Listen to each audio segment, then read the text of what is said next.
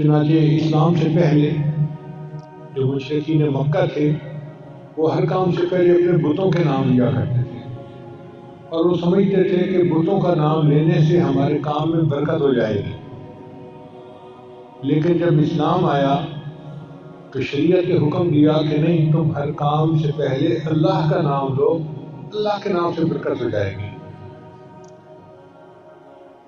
یہ جو بسم اللہ ہے نا، اس کے 19 حروف ہیں، بسم اللہ الرحمن الرحیم۔ اس کے حروف کو گنے تو بنتے ہیں 19۔ مفسرین نے لکھا ہے کہ جہنم کے جو داروغے ہیں وہ بھی 19 فرشتے ہیں، قرآن مجید میں ہے۔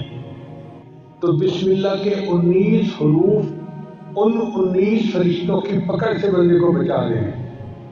تو جو بندہ ہر کام میں بسم اللہ پڑھتا رہے، اللہ تعالیٰ اس کو جہنم سے نجات عطا فرمائیں گے۔ اور بعض مفسرین نے یہ نقطہ بھی لکھا ہے کہ دن کے ہوتے ہیں 24 گھنٹے، تو 5 نمازوں کے بدلے 5 گھنٹوں کے گناہ معاف، باقی رہ گئے 19 گھنٹے۔ تو اگر وہ بسم اللہ کا تکرار بھی کرتا ہے تو 19 حروف کے بدلے اللہ 19 گھنٹوں کے گناہ بھی معاف فرما دے۔